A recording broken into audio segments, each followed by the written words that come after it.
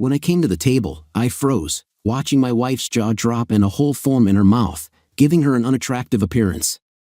Douglas started to get up, but I quickly raised my hand to signal him to stay put. No, Douglas, stay where you are. As long as you're sitting, you're safe. But if you stand up, I will have no choice but to sink my teeth into your throat, I warned. Please, just sit down. I don't want to make a scene. Apologizing for interrupting their intimate moment, I felt the tension in the air. Julia, I'm completely shocked to learn that you pretended to be sick so that you wouldn't spend the weekend with me, all in order to be with that despicable Douglas. In my eyes, he really is the lowest of the low. It's hard to believe that you chose him over our special place, where we first met, where I proposed to you, and where we shared so many wonderful memories. This place used to mean so much to me, but now it's lost its magic, just like you. On our wedding day, you made promises that you clearly aren't going to keep. I promised never to intentionally hurt you or do anything that would make you stop loving me, but I am afraid that these promises may already be broken. I am deeply hurt, and I feel that my love for you is fading. It feels like betrayal, Julia. You know me better than anyone else. You know that I approach situations like a systems analyst. I observe, analyze, identify problems, and look for solutions. In this case, it seems that you want to date other men, as evidenced by your relationship with Douglas. I'm your husband, and I don't let you date other men, so obviously, the problem is with me. My solution is to fix the problem, so that's exactly what I'm going to do. Now, you're free to date anyone. I hope this useless relationship is worth it, Julia. Turning to Douglas, I added, Douglas, our case is not over yet.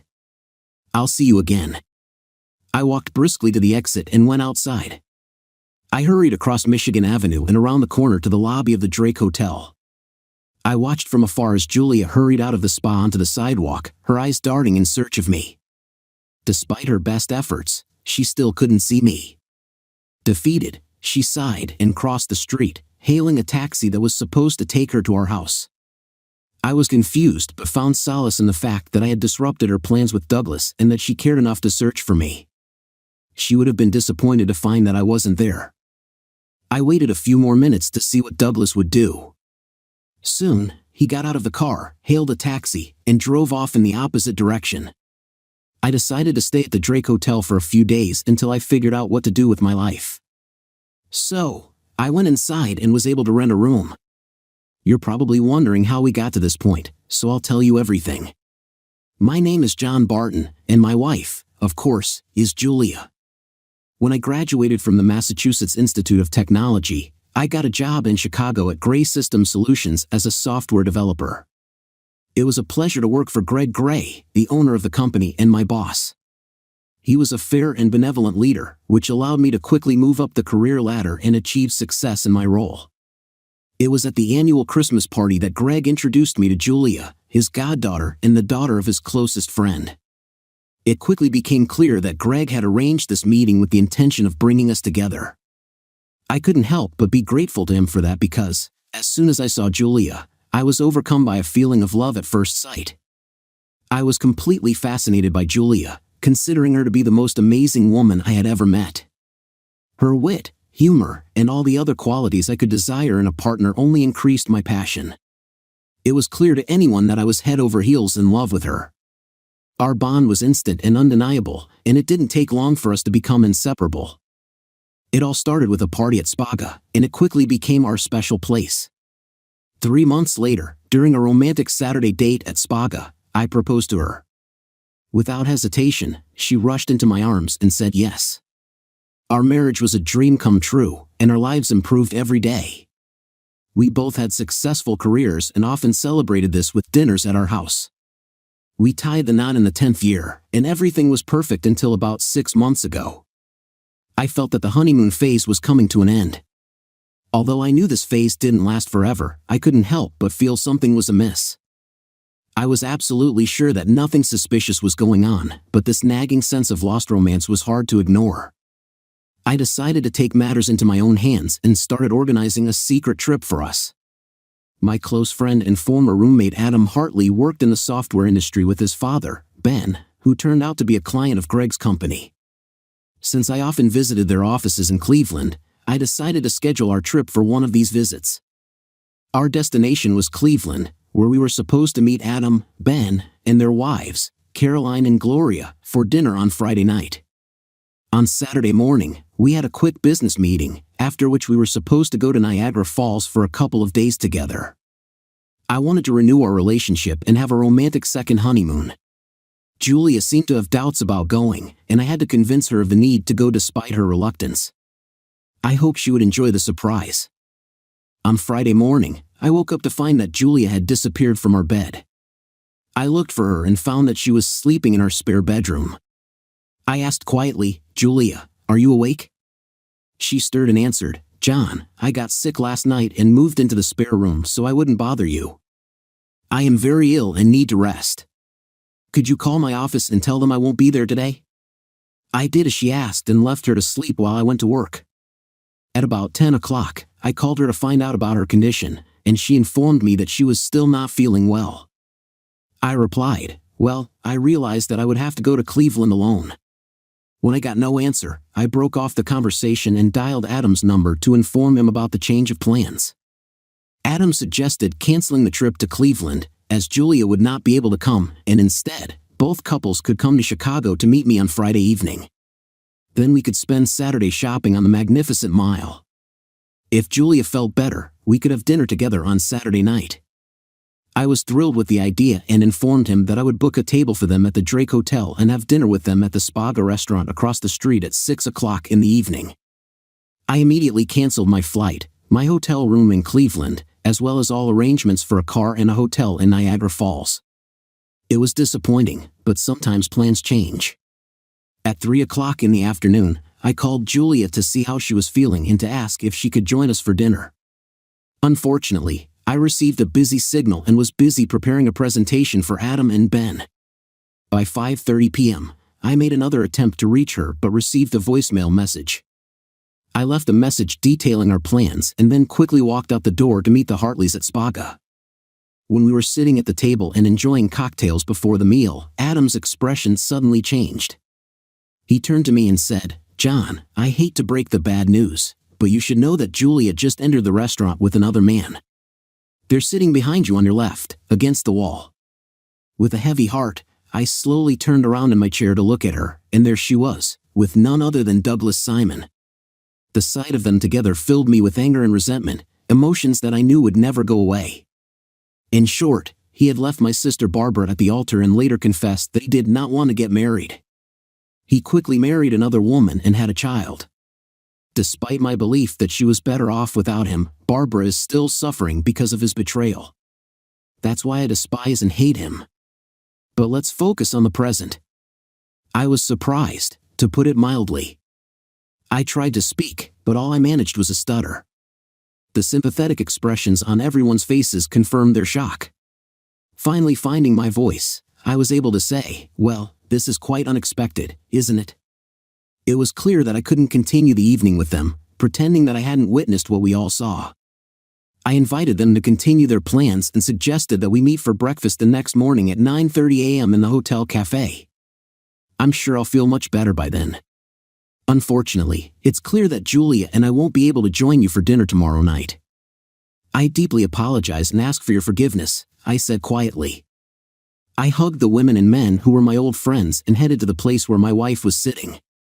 I noticed that Adam was following me, reassuring me that everything would be fine, though I knew it wouldn't happen. I appreciated his concern for me. When we returned to the tense conversation at the table, I found myself in my room at the Drake Hotel. I had turned off my mobile phone at the time of registration but decided it was time to turn it on again.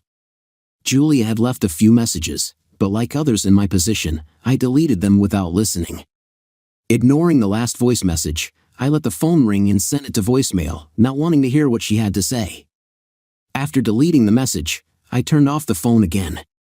On Saturday morning, I met with Adam and Ben to discuss our business relationship. I told them that I was expecting major changes in my life and was not sure what they might entail. I asked them to refrain from signing the new contract sent by Greg. I asked to be given time to deal with problems in my marriage and at work. Greg, as you know, is a close friend of Julia's father and her godfather. Perhaps there will be a better opportunity for you in the future if you can wait. If not, we'll reconsider the situation. Adam suggested, I perfectly understand what you're driving at, but honestly, I don't see anything wrong with you continuing your monthly contacts with Greg until my future becomes more certain. What do you say? I asked. Adam replied, we will do as you ask. Greg and I are working together only because of you, and if your circumstances change, we will always be there for you. Just let us know what needs to be done when the time comes. We are ready to support you in any case. Tears welled up in my eyes as I hugged them both tightly. At that moment, the ladies entered the restaurant. It's time for the women to persuade their husbands to go shopping. Caroline, Adam's wife, grinned mischievously and said, come on, darling, your credit card is a little cold, and I think it needs to be warmed up a little. Gloria, Ben's wife, added, I hope Ben's card will withstand the heat because today we will withdraw money from them so often that they may just melt. It's not every day that we manage to shop on the Magnificent Mile. Despite my feelings, I couldn't help but laugh at their playful banter and appreciated their efforts to cheer me up. I truly adored them for that. After exchanging hugs, they left. I considered going to the office to get some things in order but hesitated, deciding that Greg might be there on Saturday and Julia might expect me to show up.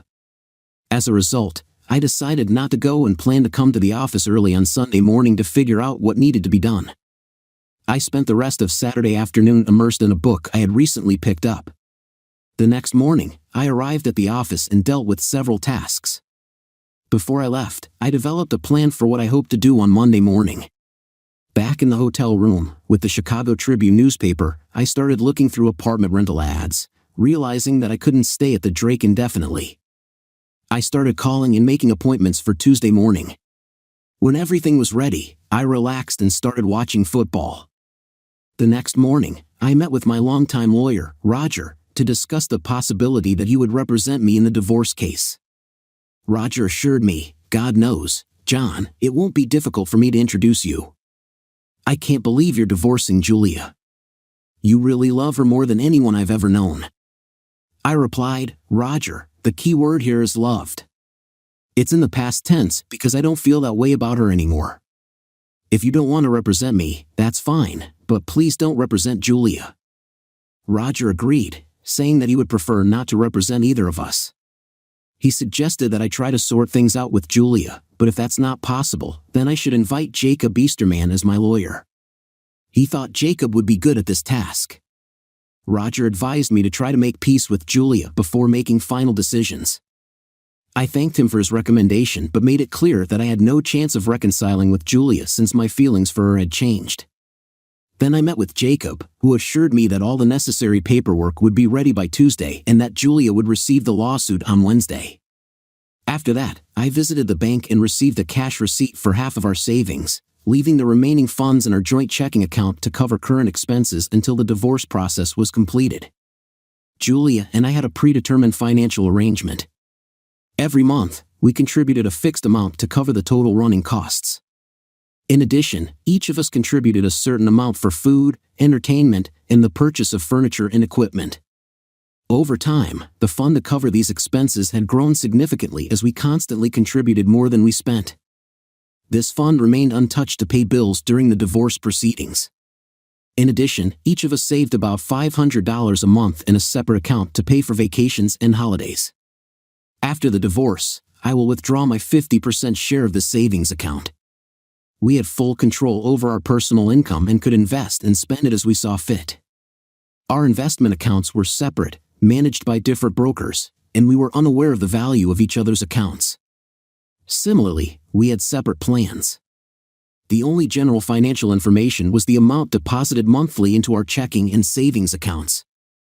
I took the cash receipt to another local bank and decided to open new accounts for myself. I deposited $25,000 into my checking account and $155,000 into my new savings account. I also took care of additional financial details, such as insurance. That done, I went to the office to sort things out. As soon as I entered, Kelly, the secretary, informed me that Greg wanted to see me in his office right away. I thought, well, it started. He called me inside, saying, "Come in, John," and closed the door. After Julia's call, I was left perplexed. What happened? I told him the whole situation, and he asked me what I would do next. I said confidently, I'm going to file for divorce. After asking his opinion, he replied with a touch of arrogance, insisting that I should reconcile with my wife and not file for divorce if I wanted to stay at work. My choice was obvious: establish a relationship with my wife or face the consequences of being fired from my job. Go figure it out with Julia or consider yourself fired, Greg threatened. I pretended to be shocked and raised an eyebrow before answering, Greg, do you really think that my value to the company depends only on my personal life with Julia? Aren't my efforts and dedication obvious enough? Didn't I adhere to the company's rules and policies? Knowing Greg, I recorded our conversation on my phone.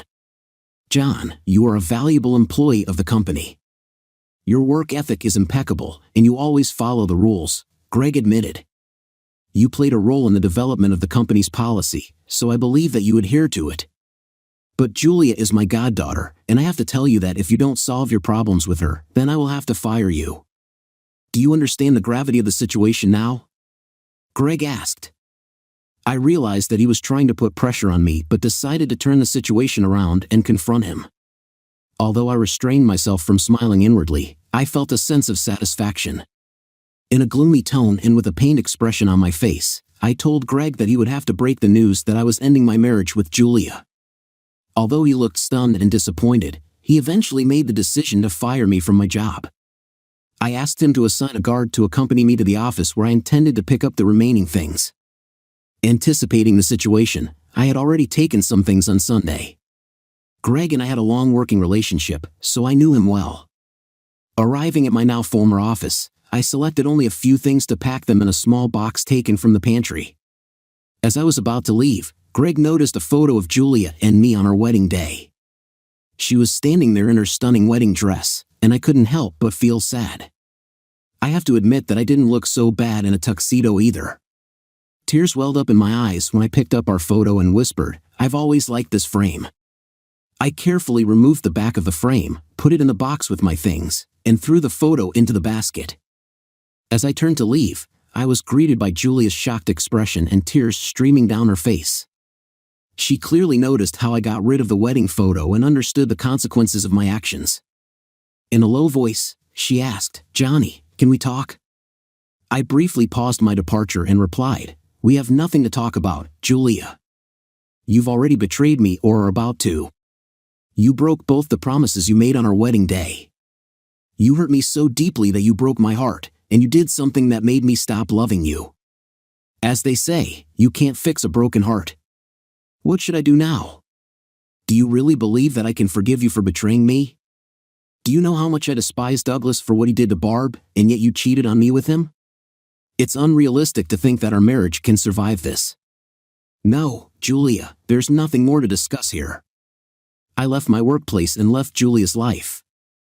I called Adam Hartley and informed him that Julia and I were getting divorced and that I had been fired from Gray System Solutions because of this.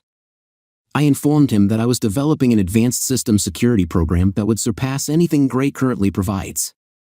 I explained that I needed a few months to finalize and implement it and asked if he would agree to stay on a monthly basis until Gray provided their new program. For the past 2 years, Greg has not allowed me to do programming, instead entrusting me with the maintenance of the system and solving all issues related to customer service. As a result, I've devoted my personal time to coding and am already close to completing the project. If I hadn't been fired, I planned to turn it over to Greg as soon as he could see improvements over his current program. Now that I'm no longer working there, I'll have the freedom to market it on my own. Adam noted that he would need to consult with his father before giving a final answer, but he was sure that they were ready to give me a few months to finalize. Judging by their assessment, they could implement this into their business.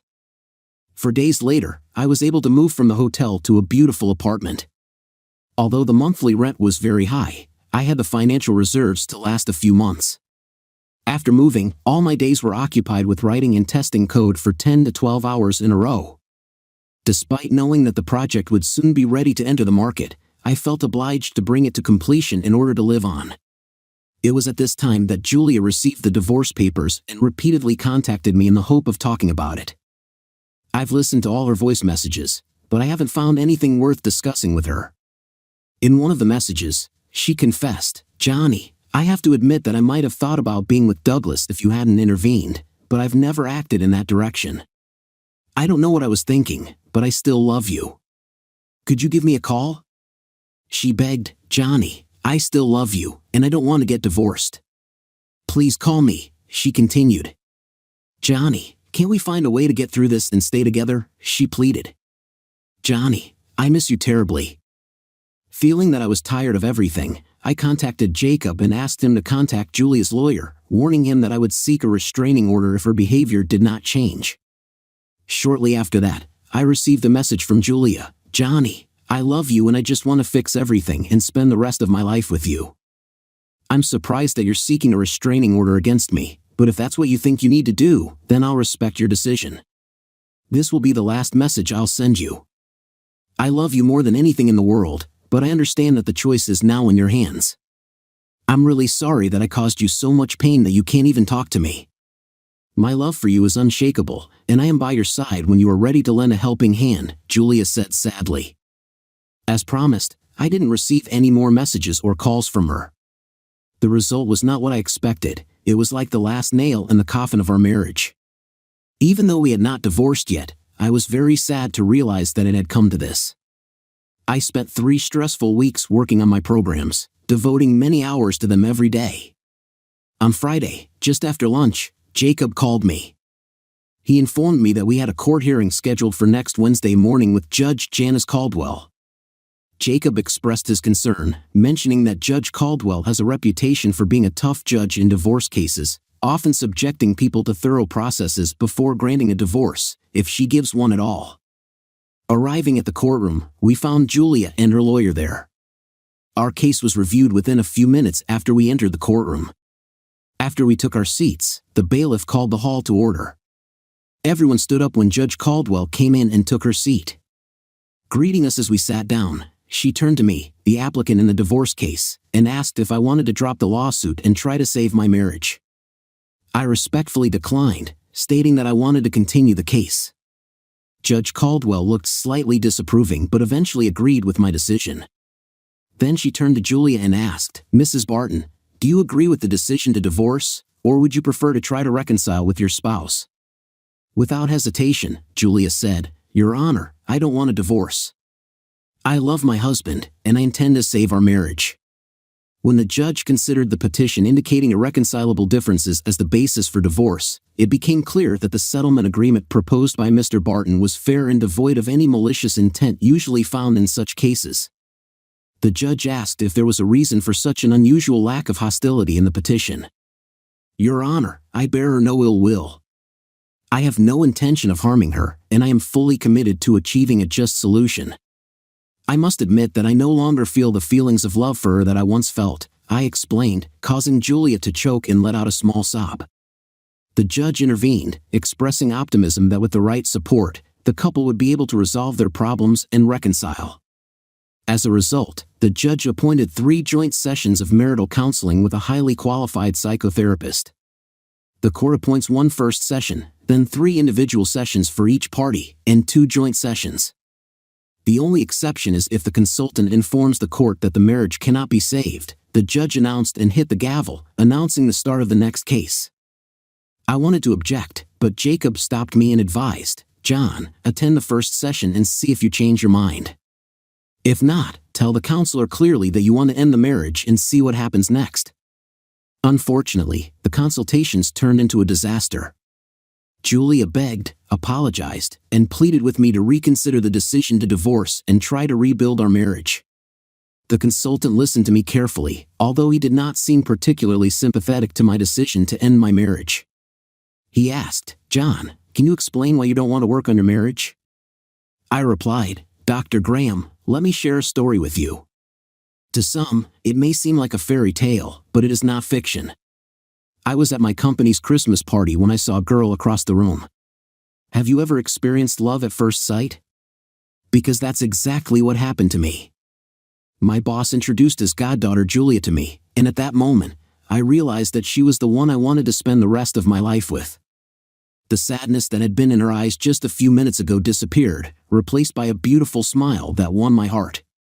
It seemed like we were made for each other as our relationship quickly developed into something passionate and intense. 3 months later, I decided to ask her to marry me, and from that moment, our love story began. I believed that we were perfect for each other, but with a sigh, I realized that maybe perfection is just an illusion. Despite this realization, I was determined to continue this journey with Julia by my side. Mr. Graham, for me, it was love at first sight. My feelings didn't develop gradually over time, they were instantaneous. This instant connection should give you some insight into my psychology, don't you think? If love can arise in an instant, then of course it can disappear just as quickly. Julia was dating another man, but I believe her when she says they didn't have intimacy. I suspect that the situation could have escalated if I hadn't intervened. She betrayed our marriage in every sense of the word. Going on a date with another man is a betrayal, no matter how you look at it. And even worse, the man she chose was Douglas, the scum of the earth, my sworn enemy. It wasn't just a random man. She knew how much I despised Douglas. She knew the whole sneaky story about how he offended my sister Barbara, but she decided to cheat with him anyway. To top it all off, they came to the holiest place in our relationship, the place where we first met, where I got down on one knee and asked her to become my wife. It was a place where we created countless memories together, where I imagined celebrating her first pregnancy and welcoming our first child. But when I saw her sitting with Douglas, his hand caressing her face as they raised their glasses in a toast and a smile played on her face, I realized that the love of my life was betraying me to my worst enemy. At that moment, my heart broke apart, and the love I felt for her began to evaporate. As I approached their table, I felt an emptiness growing in my heart. By the time I left the restaurant, that emptiness had consumed all the love for the woman who had once been my everything. All the love we once shared was gone. That's why I can't keep being married to her. Document. There is no love left, and I refuse to stay in a marriage where there is no love. It may sound cruel, but it's true. I finished my story sadly. Julia's tears touched my heart, but they couldn't change my feelings. I didn't love her anymore, and I needed to end our marriage. Julia, I'm sorry. I don't want to hurt you, but can you understand what I'm getting at? It won't be fair to you if we stay married and I don't love you. Dr. Graham said, our session is coming to an end today, but I think we've discussed everything that needed to be discussed. I am sure that with the help of individual consultations, we will be able to make progress and hopefully restore the relationship. I will recommend to the judge to continue these sessions. At that moment, I was furious. After listening to everything I've just said, there's no way I'm going to continue the consultations. It's ridiculous to think that this marriage has any chance of survival. If you consider it necessary to continue consultations, then do it with Julia and exclude me, I shouted and left the office, annoyed that someone could be so forgetful. A few days later, I received a letter from the court assigning me 3 individual consultations. After missing the first session, I was taken to court where Judge Caldwell found me in contempt and fined me $500. She warned me that if I missed the next consultation, I would be sent to prison. I told her emphatically that I would no longer attend consultations. True to my word, I missed the next meeting and was immediately taken by a policeman to the Cook County Jail. What a beautiful place, not? Every day a lawyer came to me, trying to convince me to attend a consultation, but I stubbornly refused. On the 3rd day, an unexpected visitor appeared. It was my former boss Greg, who had a short 15-minute visit. He expressed regret about my current situation and admitted that he did not support me when I needed it most. Greg said he had a solution to my problem if only I would give him the opportunity to help me deal with it. If you agree to undergo individual counseling, Judge Caldwell will release you from prison. After that, we can meet to discuss ways to resolve your situation. I just ask you not to forget about the possibility of returning to my job in the future, although you do not need to promise this, he offered. For the first time in a long time, I felt optimistic. Greg had always been a good friend and treated me fairly until the situation with Julia arose. I agreed to comply with his request and also committed myself to thinking about returning to work at Grace System Solutions. The judge scheduled my first individual session for the next day, and I was escorted home by a police officer who waited while I prepared for the meeting. I took a shower, shaved, and got dressed. Then he accompanied me to the session and was present until it ended. The session included a typical psychological study and a survey. I tried to be as accommodating as possible. At the end of the session, Dr. Graham escorted me to the exit and brought the officer up to date. It was noted that Mr. Ya showed willingness to cooperate and committed to attend the next session scheduled for a week later. Then the officer informed me that I could leave, but warned me that if I missed the next meeting, I would end up in front of Judge Caldwell again, and it was better to avoid this. The officer stressed the seriousness of Judge Caldwell's behavior when angry and advised me not to miss the upcoming meeting. I contacted Greg and arranged to meet him at my apartment the next day. We spent the whole morning discussing his proposed plan, making the necessary preparations, and then moved on to lunch. After the meal, we sat down at the table again to discuss my possible future at Grace System Solutions. I told Greg that although I had always appreciated him and cherished our friendship, I needed to prioritize my own interests. I reminded him of the time when I got my last promotion and he advised me not to do programming. You once told me that my system maintenance and customer service skills are too valuable to spend on programming, but I have a passion for programming, Greg. I am developing an advanced security program that surpasses everything currently on the market by 4 generations. I assure you, this is a truly innovative development that can revolutionize security systems in our country. Given all the recent problems with hacking retail chains, my new program will make such hacks absolutely impossible. Believe me, it will change the situation for the better. I have only a few months left to test my program on real company data. I believe that the program will be ready for implementation in 3 to 4 months, I confessed to Greg. Have you already made an agreement with Adam about testing? Greg asked. I smiled and replied, Greg, I will never be able to deceive you. Yes, he agreed to try it. He is only doing this because of my friendship with him, and if my program proves successful, he will most likely leave you. Understanding the situation, Greg asked, how do you plan to get around the non-competition clause in your contract? The non-competition clause is invalid because I did not resign and was not fired for a valid reason. You fired me because I didn't want to solve my personal problems at work, so there is no problem with the non-competition clause, I replied. He chuckled and mentioned that he could fake problems at work if you wanted to, but quickly added that he hoped I would return to work for him. I chuckled at his remark, which seemed to annoy him. Greg, I said calmly, I recorded our conversation when you fired me. You confirmed that there were no work-related issues and that my dismissal was solely due to problems with Julia. I have evidence of this conversation on tape. Why did you feel the need to record it, John? Asked Greg. Because I know about your strong feelings for Julia and suspected that you would do everything possible to prevent me from divorcing her, I replied.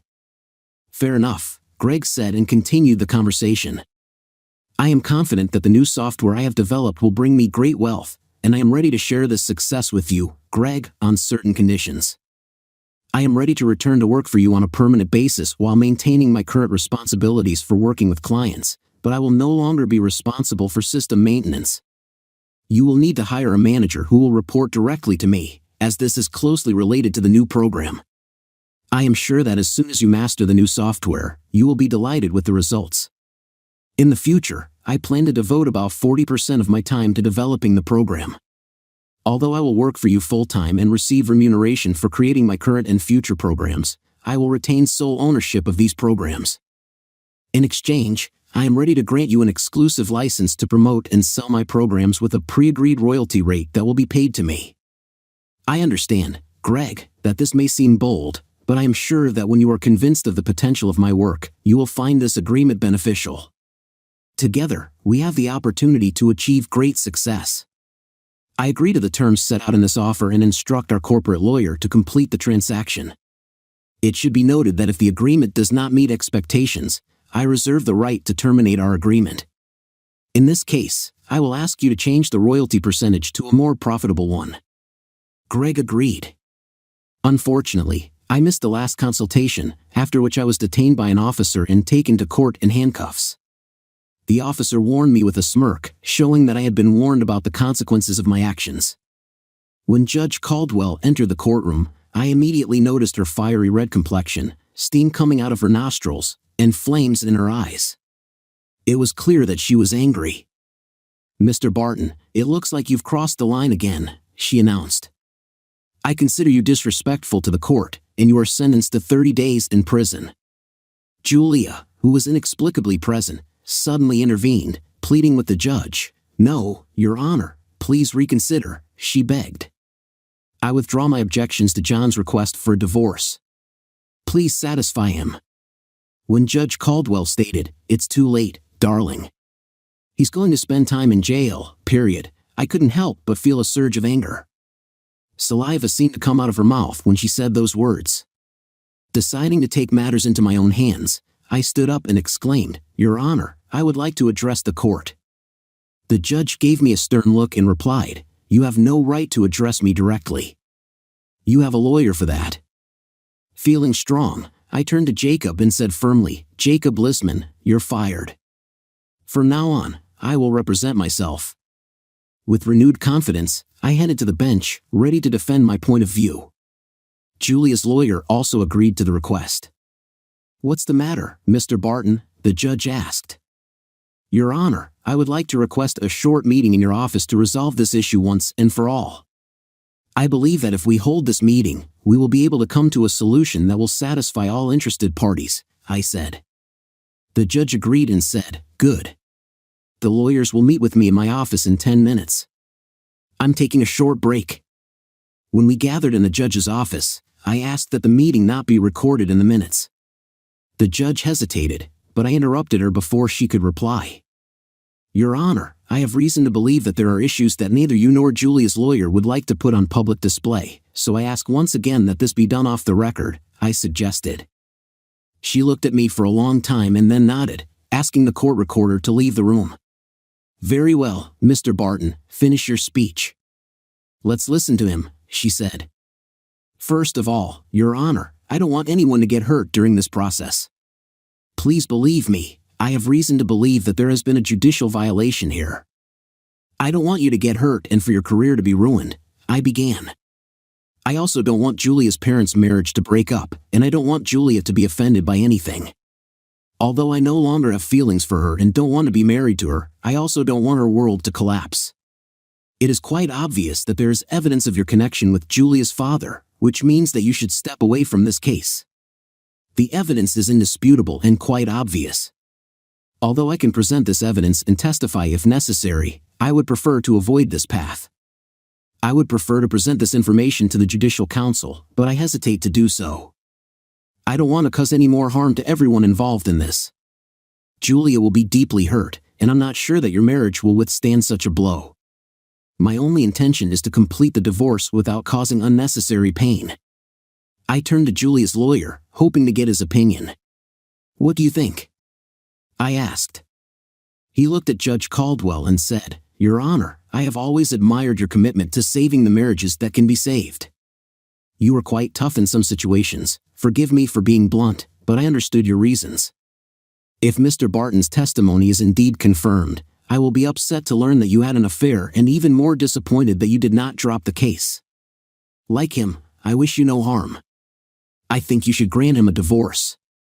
Turning to me, he added, "Mr. Barton, all I ask is that you sit down with Julia at the negotiating table and listen to what she has to say. You told the consultant that your heart is broken, and I sympathize with this pain. It is important to understand that her heart also hurts. Please give her a few minutes of your time. Your Honor, if you approve the divorce, there is no need to divulge all this outside of this room," Julia's lawyer said. When we reconvened in the courtroom, the divorce was approved, and the decision on the division of property was finalized. Each of us kept our investment accounts and received 50% of our savings. It was decided that the current account would cover all bills until the end of the divorce process, and after it, Julia would retain ownership of the house, agreeing that she could live in it indefinitely without any obligations. In case of a sale, the net proceeds would be divided equally between us. The judge overturned the original sentence of 30 days in prison and instead imposed a fine of $500, which I immediately paid. It was obvious that Julia needed to maintain her reputation, so I agreed to meet her in person in a room adjacent to the courtroom. Julia apologized once again, expressing confusion about her actions. She assured me that she would seek the advice of a psychologist until she could sort out her behavior. Despite her plea for forgiveness and declaration of love, I no longer had the same feelings for her. I hugged her before I left the room, and I heard her sobs echo down the hall. Over the next 6 weeks, I focused on developing a new security program, almost ready to implement it into Adam and Ben's system. About a week before my trip to Cleveland, Julia called me with news. She decided to sell the house and received an offer of $555,000. Julia wanted to give me a chance to buy it before accepting the offer. She offered to sell me the house for $280,000 so that I could outbid the other offer. I refused, saying that I did not need the house. I instructed Julia to proceed with the sale and send my share of the proceeds to my lawyer. He will draw up all the necessary documents for the sale and transfer the money to my account. Then I asked her why she was selling the house. She explained that she was leaving the city for a new job and needed to start her life from scratch. She also mentioned that she had found out about her father and the judge, and said that although she knows I do not wish harm to anyone, it still hurts her. I wished her good luck at her new job and said goodbye. 2 weeks later, the deal was completed. When I joined Adam and Greg's company, I arrived with my security software package ready for testing and implementation. Adam greeted me with warm hugs, expressing his excitement about the new system and his impatience to get to work as soon as possible. He introduced me to the secretary, John, and then to Julia. Confused, I looked at Adam and asked what was going on. He grinned and explained that Julia was their new administrator. You probably know how talented she is, so I'm sure it won't be difficult for you to implement the new security package with her, Adam said. Although I was caught off guard at first, I informed him that I would need a computer workstation to complete some tasks for the rest of the day. I would work with Julia to some extent, but my main focus would be on preparing the package for installation and implementation. It was important that the computer had internet access. Having calmed myself down, I must say that the day turned out to be quite pleasant. I've always admired Julia for her wit and intelligence. Julia remained as humorous, beautiful, and funny as ever. It was a pleasant day spent with my best friend, wife, and lover. Julia's efforts to be close to me, communicate with me, and subtly touch me did not go unnoticed. I couldn't help but feel the impact of her actions. I missed her more and more every day. At 5:30 p.m., we said goodbye to each other with heavy hearts, saying, "See you tomorrow." She left. Sitting in my hotel room, I considered my next steps and finally decided to take a bold one. I opened my laptop and expertly hacked into the company's computer system. It is common practice for programmers to create a backdoor just in case. I managed to get access to the personnel documents and found Julia's address. Then I went to the liquor store, bought a bottle of her favorite wine, and went to her apartment. When the doorman asked about my visit, I confidently stated that I had come to see Julia. I told him I'd come to see Julia Barton, but she wasn't expecting me. He tried unsuccessfully to call Julia's apartment, and I assumed she must have gone out to dinner. I asked if I could wait for her, and he directed me to a small break room located to the side of the lobby. Soon, Julia came in with a man who hugged her and kissed her as they walked to the elevator. The doorman, suddenly realizing my presence, approached them. He spoke to Julia and gestured in my direction.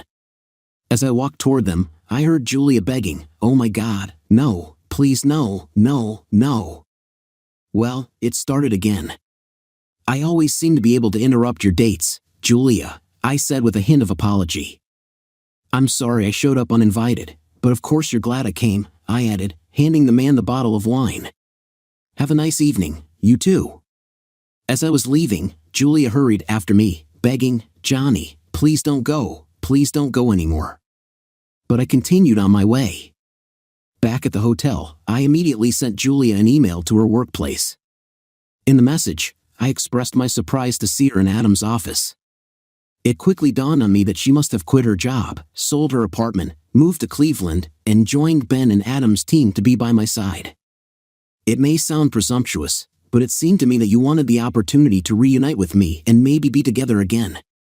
I suspect Greg may have influenced you by informing you of my location and projects. Although it doesn't shock me, I don't like it when he interferes in my life. Despite this, I was sincerely glad to see you. I must admit I missed our friendship. Today's time spent with you brought back good memories and made me feel satisfied. I didn't want our conversation to end, so I made a spontaneous decision to take a bottle of wine with me to continue our conversation outside the office. I needed time to gather my thoughts before continuing, but I was stunned when I saw you with another man. I felt confused and unsure. It seems contradictory that you are making efforts to rebuild a relationship with me and at the same time you are already involved in a romantic relationship during your short stay in Cleveland.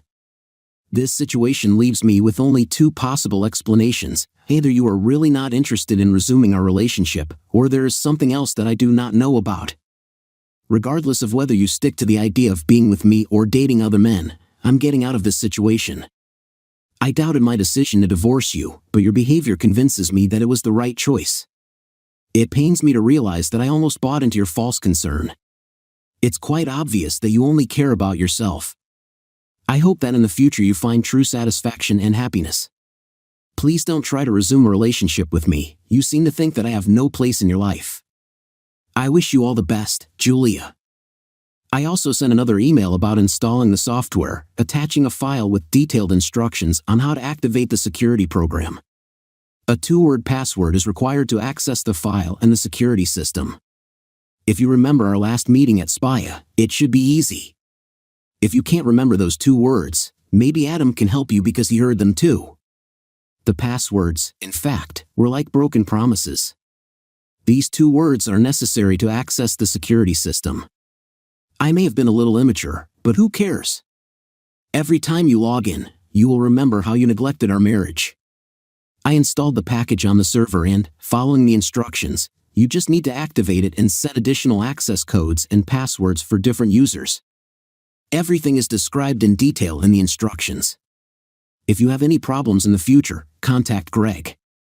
He will connect you with the team that helped me work on the program since I will no longer work there. Good luck. I finished the letter. Sometimes men who have ended a relationship with a deceitful spouse can find a younger, more attractive, alluring, intelligent, and insightful partner than the one they left. This new partner may be more inclined to intimacy and remain faithful indefinitely. I thought I had found such a woman in Julia before she betrayed our marriage, but unfortunately, it turned out not to be the case. After leaving GRY Systems Solutions, I found myself depressed, despite still receiving significant royalties from the licenses for the security packages that Greg sold. This money no longer mattered to me. My self-esteem had hit rock bottom, and I was struggling with a lack of self-confidence, which was completely new to me as I had always been confident in the past. Realizing that I had a problem, I took the necessary steps to seek help. I started going to a psychologist, and after a few sessions, I began to feel like myself again. I continued therapy, though not with Dr. Graham, and gradually felt that I was on the right track again. I started dating, but nothing serious came of it. When my finances got in order and my life improved, I decided to accept everything as it is and not rush to fall in love again. It's been 5 years since I last saw Julia. I didn't want to see her or hear anything about her. I remarried a wonderful woman who gave birth to 2 sons whom I adore. Recently, Adam told me how things are with Julia. She is deeply in love with her new husband, with whom she has a 1-year-old daughter, but not everything is as good as it seems. This man, Nick, her husband, is very sociable. Nick has a predilection for a wild life and even brings young women home after visiting nightclubs. Julie tried to fight with her husband, but nothing came of it. Neither Greg, her godfather, nor her influential father could help her with this problem. They only advised Julia to be patient because Nick's influential father had an advantage even over Greg. Julia's life turned into a nightmare before her eyes. Her husband entered into intimate relationships with other women after marriage, and she could not do anything about it. When I found out about it, I couldn't help but smile. Julia deserved this kind of life. After all, karma exists. Story 2. When I pulled into our garage, I was overcome by a wave of anxiety. I knew I'd be late and Jim would worry. I mentally rehearsed my excuse, trying to make it sound plausible before facing him face to face. I never intended to engage in a debauched life, but 6 months later, I discovered that I was addicted to the passion that my lover ignited in me. Despite my love for my husband, Samuel dominated me, and I couldn't resist him. I tried to break off my relationship with him but couldn't get free. I tried many times. He is incredibly seductive and knows exactly how to manipulate me, forcing me to go against my own values and decisions every time. If Jim finds out about this, he will most likely be very upset. I was hoping that if things got really bad, I could convince him not to divorce me and forgive me. I even developed a strategy for this case. That's how low I've sunk. During the 6 months of my affair, I became a different person and took all measures not to lose Jim, my beloved husband. I was afraid all the time that he would find out the truth and throw me out of his life and home, but I was sure that he would never reveal my secret. I tried to get intimate with him whenever he showed interest, even when I wasn't in the mood, because my love for him was so strong. I really love him, at least sometimes. From time to time, I feel guilty and dream of turning back time and preventing my attraction to Sam from developing into a physical relationship. I suddenly remembered that before I went to work in the morning, I sprayed myself with Jim's favorite perfume. Fortunately, I managed to avoid suspicion by coming up with a story that I accidentally spilled cleaning agent on myself when I was looking for Kleenex in the closet at work. Jim completely believed my explanation. After taking one last look around, I left. When I got home, I stopped at the front door and looked around the neighborhood for Jim's pickup truck. To my surprise, it was parked on the street in front of our neighbor's house and not in its usual place. Something was wrong. He usually parked in our driveway, but today was different. Looking out the window, I saw Giselle checking her reflection in the rearview mirror. It was a tiring day for me, and her tardiness only made my disappointment worse. This was becoming a regular occurrence, not an occasional delay. If she really was where she said she was, I wouldn't mind, but the reality was different. This had been happening for months, and now it was impossible to ignore. I tried various ways to win her back, but she showed no interest in reconciling with me. Despite knowing about her affair, I decided to keep it a secret, believing that she should end it herself so that our relationship would have a chance. I tried traditional gestures like dinners, movies, and gifts, but I also got creative by making a unique trinket shelf for her. One Friday, I surprised her by picking her up from work and sending her on a romantic weekend out of town. She wandered where she wanted, ignoring my attempts to start a conversation about our relationship. The weekend I spent in the city started with her getting mad at me, but by the end, I thought we had made progress. But the following week showed the opposite. Disappointed, I started criticizing her working hours and work, which only made her even angrier. Our intimacy decreased significantly, then even more, and finally even more. What used to happen regularly several times a week and at least 3 times on weekends has now become a rarity. It's been a week and a half since the last intimate moment and 2 weeks since the last lovemaking. Despite my awareness of the situation, she didn't seem to notice the lack of intimacy between us. I discovered her infidelity 5 months ago, but she successfully evaded my questions and made unconvincing arguments in favor of why she takes a shower at work. She didn't know that I was following her that day and knew the real reason she took a shower, and it had nothing to do with her job. When I found out the truth, my heart broke, but my love for her was still strong enough that I wanted her back. She was the woman I dreamed of having children with, the one who took over my heart from the moment we met. Now, the task ahead did not seem too difficult to me. I did not think long about how she would react to my departure, imagining how she would seek comfort from her lover, and together they would laugh at me, the fool they've been playing all this time. How could a husband compete with a lover who didn't have to do the usual work for his wife? How could a husband ignore his wife's infidelities with her lover and not try to honestly return her? I did everything I could, but I couldn't. I'm going to have to tell her tonight that I need to get out of town right away. It's not the first time I've used this excuse, but it's definitely the last. You'll probably wonder why I didn't meet her face to face. If I had told her that I had caught her, she would only regret getting caught. I caught her, but not because she was going to leave me. I hoped to get her back without acknowledging her betrayal, believing that it would prove her love for me. But now, it became clear to me that my plan had failed. She didn't know that all my things were packed in a truck, my bank accounts were divided, my job was abandoned, and a new job offer came from a friend on the other side of the country. I even arranged for the cancellation of the mobile phone. I paid off the debt under the previous tariff plan, agreeing to a fine to avoid calls from her in the future. When my old phone was only a week away from expiring, I felt relieved. My savings flowed smoothly into my new employer's savings plan, and the retirement plan with a cash balance remained safe. Despite the benefits, quitting the job was bittersweet. I had strong connections with my colleagues, and I liked the job itself. It was difficult to part with them, the employer, and the clients. After much thought and effort, I came to a difficult decision that Giselle completely ignored. She was too engrossed in her novel to notice that she had pushed me away, or maybe she just didn't care. In the end, it didn't matter anymore. The divorce papers will be delivered to Giselle next Friday when she will either be at work or with her lover. You may ask, am I really leaving her? Yes, I'm leaving. The pain of facing her infidelity is too much to bear. I know that now that we are taking action, she will regret her actions. I was scared of the thought of having to beg and ask her for forgiveness. I didn't want to seem desperate, like a pathetic beggar begging her for at least some crumbs of affection. All I wanted was for her to understand how much I love her and for her to remember the love we once shared. I wanted her to understand what a mistake she had made by leaving me for someone else. But despite all my efforts, I lost her to another man, a man who I knew wasn't right for her, who I knew didn't treat her with the love and respect she deserved. I could only hope that eventually she would see his true face, that she would regret her decision to leave me. I knew that the pain of losing me would hit her hard, especially when the divorce papers were handed over.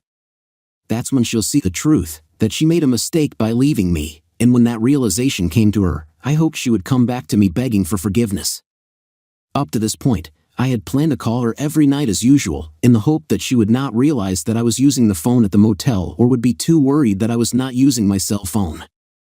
I assumed she wouldn't even notice because she always looked too preoccupied to have a real conversation with me. I didn't understand what she wanted from me. I couldn't understand why she started an affair and why she was continuing it, and I wasn't sure how she really felt about me. It was clear to me that she couldn't love me the way I once loved her before all this chaos started. If she really loved me, she would never have gotten involved with another man. But she had been dating him for several months and was not going to stop despite all my attempts to get her back. I eventually accepted defeat. The reality was obvious, he won and I lost.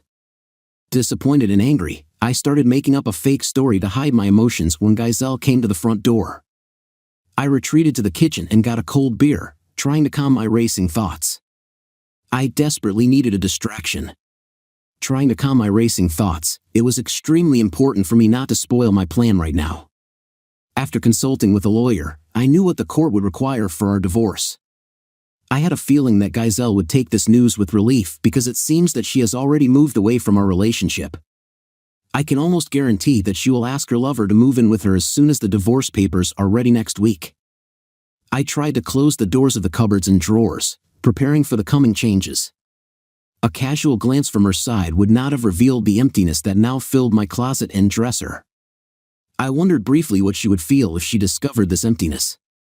Would she feel anything at all? How would she react if she saw that among the remaining clothes there is only the one she gave me? When she entered the house, she hugged me with a smile. I turned my head, allowing her to kiss me on the cheek, a gesture that has become all too familiar lately.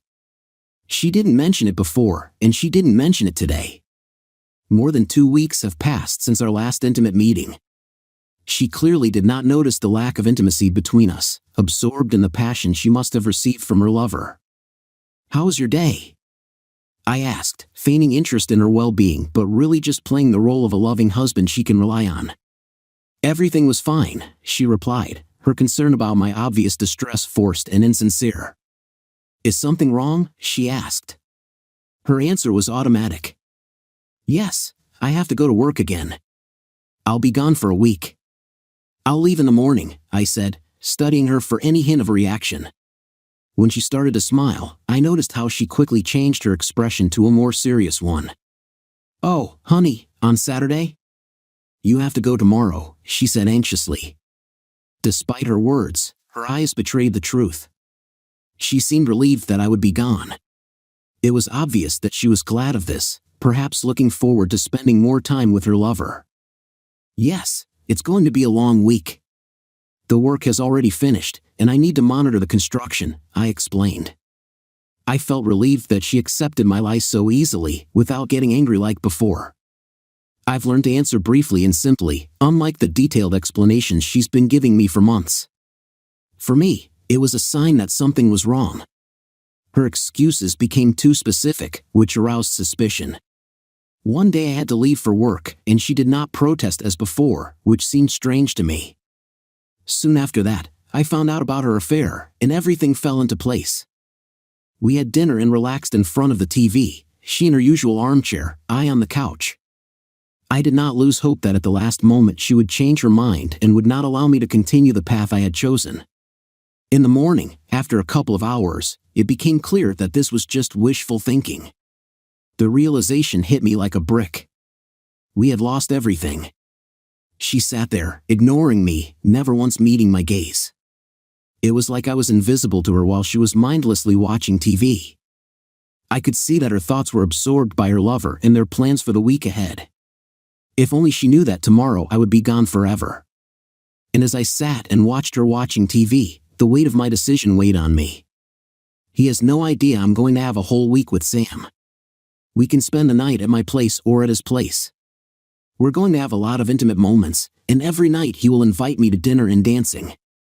I shouldn't think so, but Jim's trip will be exciting for me. He will leave, and Sam will be at my disposal. It's going to be amazing. My plan for the last incredible week just got even better. Go ahead for next week. As soon as Jim gets home, I can finally forget Sam and focus on my relationship with Jim.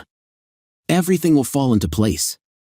In the evening, I tried to start intimacy with Jim but found that he was peacefully snoring. He was fast asleep again. His work has been grueling for the last few months, but I couldn't help but wonder why he hadn't had an intimate relationship with me for so long. An alarming thought suddenly occurred to me, maybe he was cheating on me with someone else. I wondered if I had missed any signs that he might have found out about my infidelity and cheated on me in retaliation. Watching him sleep, I didn't notice any signs. I was sure he loved me, and yet I began to doubt my infidelity again, wondering why I was still connected to Sam. He showered me with attention, took me dancing, was pleasant in bed, and resembled Jim in size, but it was the little things that Sam did that made me want to be with him. Jim loved me, and it was obvious in our intimate moments. I appreciated the difference. Sam and I have a passionate chemistry that makes me feel fulfilled in more ways than one. He not only satisfies my physical needs but also takes care of me emotionally. I like our evenings together, whether it's dinner at a restaurant or dancing all night. Sam is always attentive and caring, and with him, I feel like the most important woman in the world. When we return to his house or to his hotel room, I want to express my gratitude for the incredible experience that we shared. Despite the amazing time we spent together, I can't shake the feeling that I'm moving away from Jim. Perhaps it's time to put an end to this passionate affair. I am horrified by the thought that he will find out about my infidelity and may leave me or harm Sam, or worse, do both. Lately, I've noticed that Jim is making extra efforts to be a devoted husband to me, and this is causing me a nagging fear. Could it be that he knows about my infidelity and is trying to outdo my lover? I quickly dismissed this disturbing thought. If Jim finds out the truth, I know he will react impulsively and could put Sam in danger. It scares me to think that I'll have to bail Jim out if he acts recklessly. I didn't know how Jim would react when he found out about my cheating, but I was sure he would leave me right away. This week marked the end of my relationship with Sam. Despite the fact that I liked them, I knew it was time to focus on my husband and our plans to start a family. When I woke up in the morning in an empty bed, I felt anxious and afraid. I reassured myself that Jim probably left without saying goodbye so as not to disturb my sleep.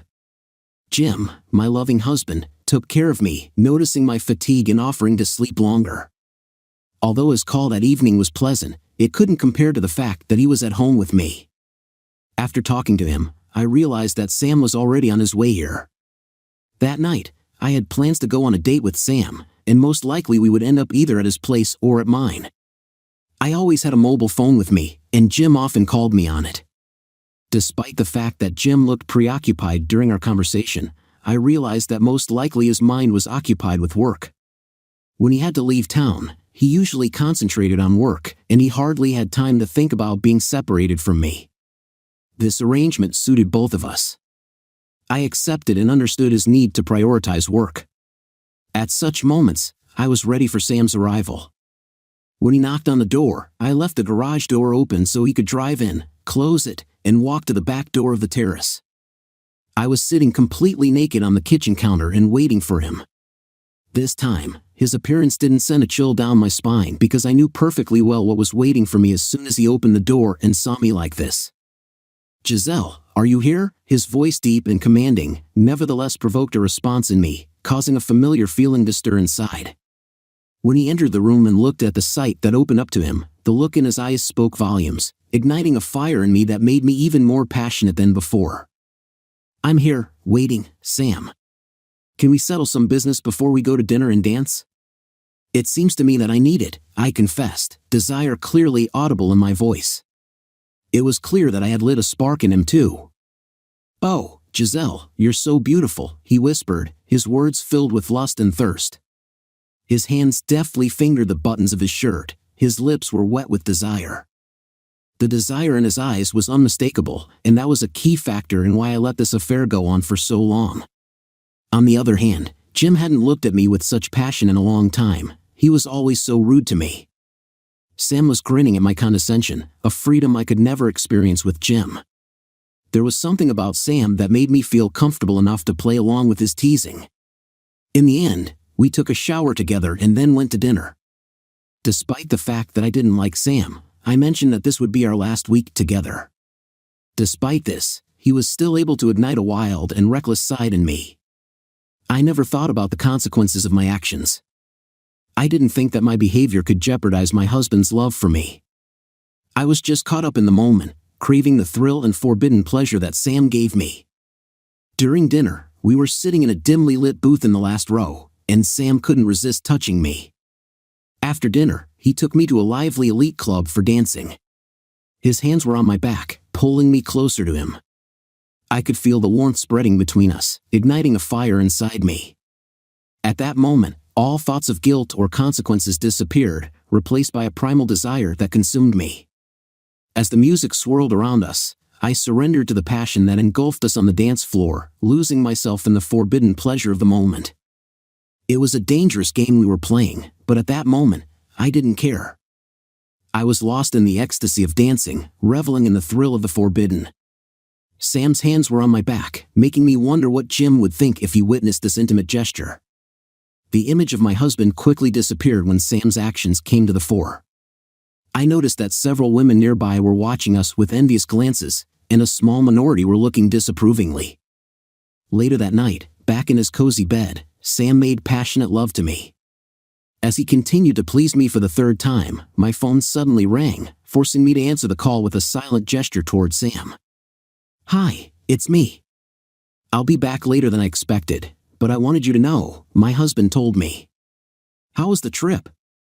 I asked, quite calmly. He replied, "What time do you have to work tomorrow?" I kept asking questions so that he wouldn't guess that I was alone.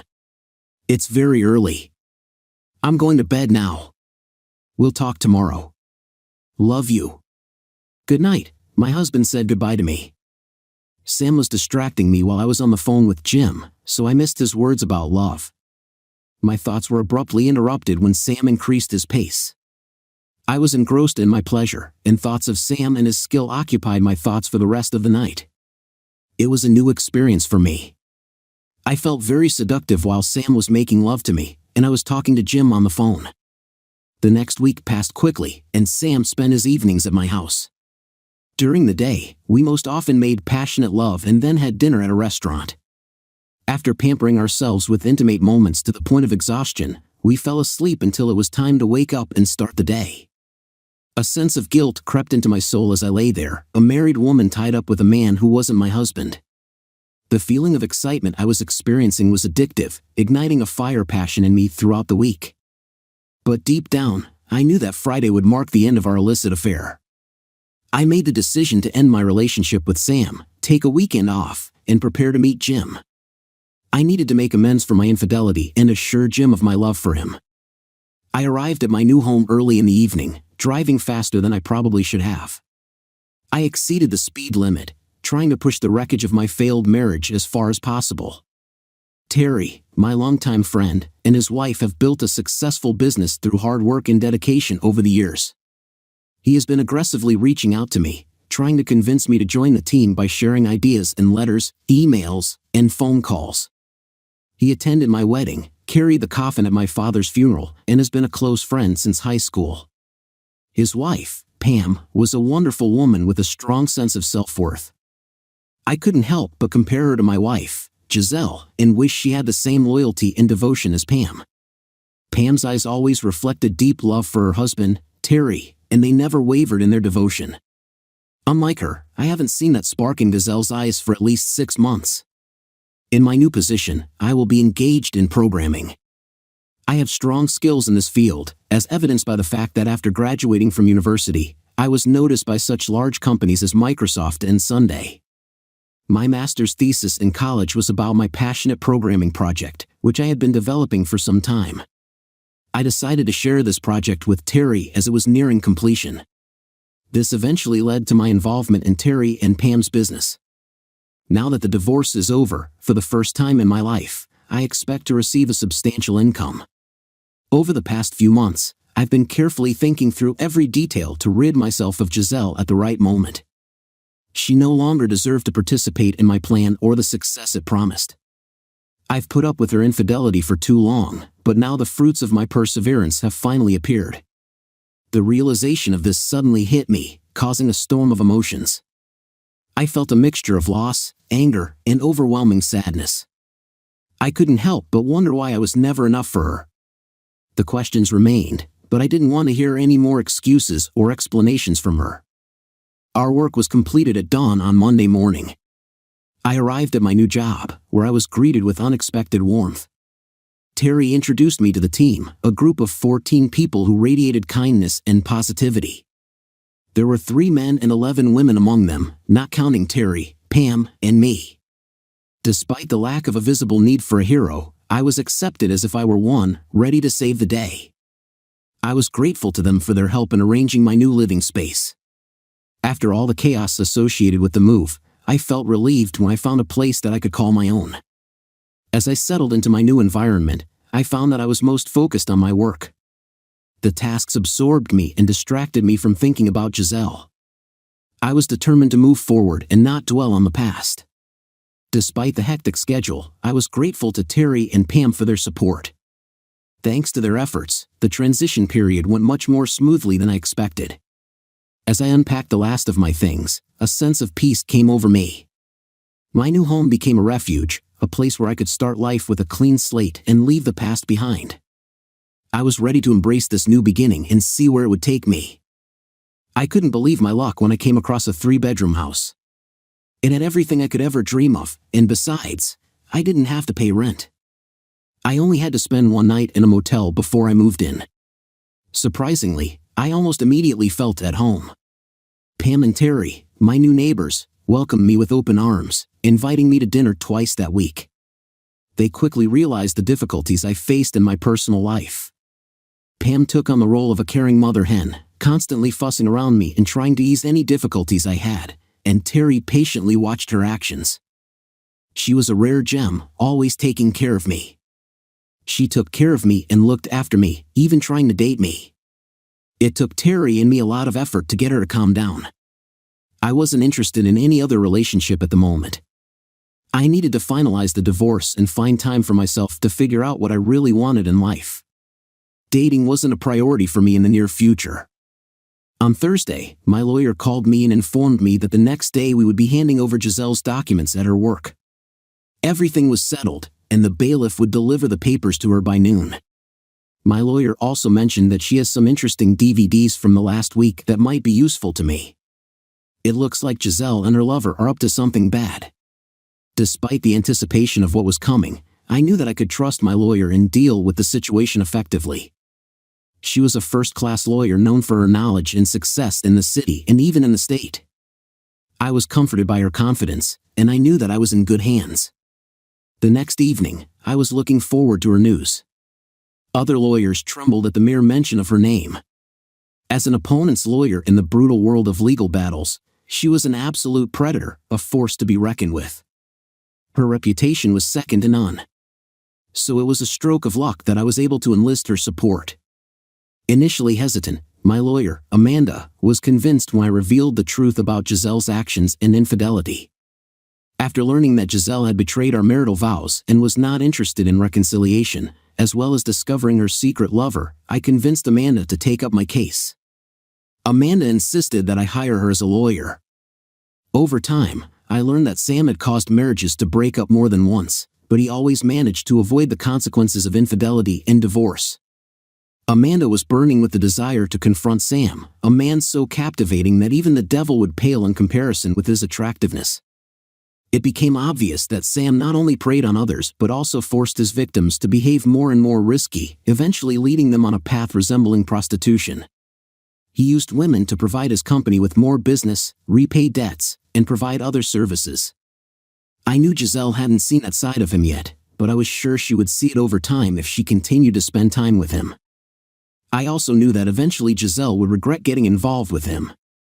Unfortunately, by the time she realizes this, it will be too late for me to come to her rescue. Sam acted consistently. He chose women who were vulnerable in terms of appearance, self-confidence, or behavior.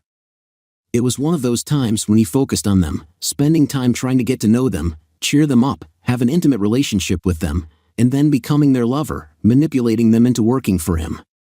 He could be smooth, that's for sure.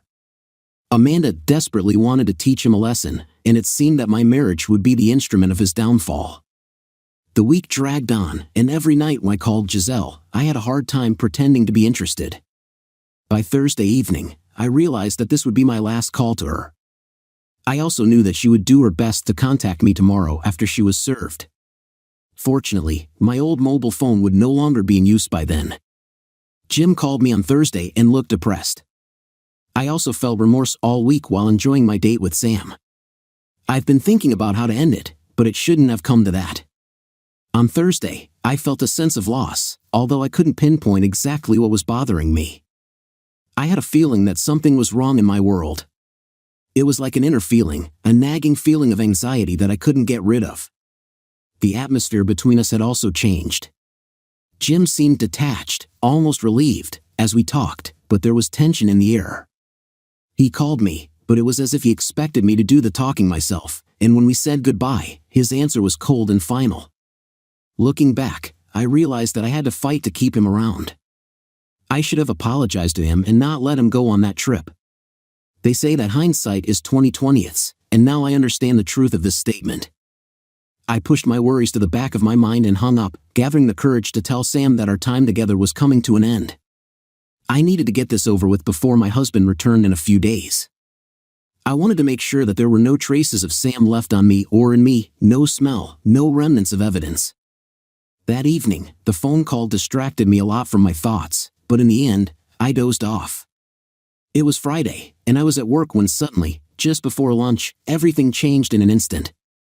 I heard a man in an ill-fitting dark brown suit call my name, his gaze stern as he approached me. "Giselle Hartman, what's the matter?" I asked. "Yes, can I help you?" I answered quickly. "You've been sued," he said, and my world collapsed around me. I didn't know what I was being sued for, but I knew something was terribly wrong. Without even looking at the envelope he handed me, he turned around and left. In a panic, I called Jim. He always knew how to get out of difficult situations. I trusted my husband to solve this issue for me.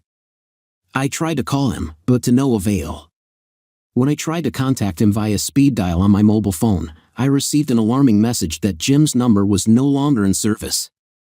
Worried, I found his number in the list of subscribers and dialed it manually, hoping that it was just a technical glitch in the phone company. I was greeted by the same message again. A feeling of fear gripped me, a cold shiver running down my spine, causing a wave of anxiety. In a moment of panic, I made a decision and contacted Jim's boss, Steven Sedgwick, also known as Steve.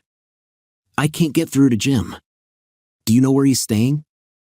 I asked. "Hi, Giselle, this is Steve. Jim doesn't work here anymore. His last day was last Friday. He found another job and moved to a permanent place of residence," Jim's boss replied. I was stunned and sat in disbelief, holding the phone to my ear. Did Jim quit, as he left? Sitting at my desk and not knowing what to do next, I felt a wave of uncertainty wash over me. I realized that I had embarrassed myself in front of Jim's former boss. The fact that even his own wife didn't know what was going on with him made me look stupid in front of all outsiders. The brown envelope looked ominous, like a snake ready to attack. When I finally plucked up the courage to open it, I was confronted with the devastating consequences of my betrayal. I have lost the man I love, my husband. I pushed him away from me with a senseless affair that can never replace what I had with Jim. It was a moment of temporary pleasure that cost me everything. Should I have let him be by my side for the last 6 months? I can't say for sure. How long I sat at the table and sobbed, but eventually, a colleague noticed me and took me to the ladies' room. Through tears, I told Mary about the situation. At first, she was furious at my husband for his obvious cruelty. But after I told her my version of the story and the reasons for his departure, her anger turned to me. "Are you stupid or crazy?" she exclaimed. "Giselle, this man adored you. He cherished you.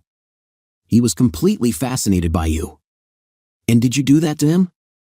You must be crazy to let a catch like Jim slip away like that. What were you thinking? Even on the worst day, your lover couldn't match Jim. Stupid woman. I feel sorry for you," she continued. "I didn't expect Jim to find out about it. I just wanted to have fun," I replied bitterly. But husbands always guess. They notice when you start behaving differently. All cheaters get caught sooner or later. It all starts with the little things. Perhaps you started ignoring your husband in small ways, while your lover made you feel desirable and attractive. Before you knew it, you were completely immersed in the novel, not noticing how much pain you were causing your husband, Giselle. Jim knew all along. He felt that something was wrong and most likely revealed the truth. "You were too absorbed in your deception to notice it," Mary said. "Oh my God, have I lost him?" I sobbed. "Maybe, or maybe there's still hope," Mary suggested. "You have to talk to him. He needs closure. He's going to need it. Perhaps you have a small chance to earn his forgiveness. Maybe you won't forget, but forgiveness is possible," Mary continued. "Today, he filed divorce papers with me. He's been acting weird all week, and now he's not even answering my calls. I lost him. He would never have left like that, quitting his job and everything else, if he hadn't left me. Why didn't I see this coming? Why did I keep seeing Sam? Oh God, I ruined my life, my marriage, everything," I sobbed again. "You will definitely do it, Giselle. Trust me, I know you can do it," Mary said. "Why are you so sure?" I asked. "Because I was in your place, facing the same difficulties. I had a stormy relationship too. My partner dumped me, causing chaos and pain. But I persevered," Mary said. "Have you been unfaithful to your spouse too?" I asked, stunned. "Yeah, I didn't notice subtle changes in my behavior towards my husband until it was too late. This is the danger of infidelity. At first, you try to hide everything. You find yourself behaving atypically for you, and all because you are afraid of the consequences of your husband finding out about your infidelity. Over time, you begin to feel confident, believing that you are able to deceive him. This false sense of security makes you forget about guilt and start showing more affection for your husband. Eventually, you begin to doubt your husband's masculinity because he still doesn't notice your infidelity. It dawns on you that he may have known all along, and one day he presents you with evidence, leaving you in shock. Just like today, the truth has finally been revealed, and you can only wonder how he managed to reveal your secret. My lover and I even recorded a movie on DVD together. Our lawyers fought a fierce battle against the divorce.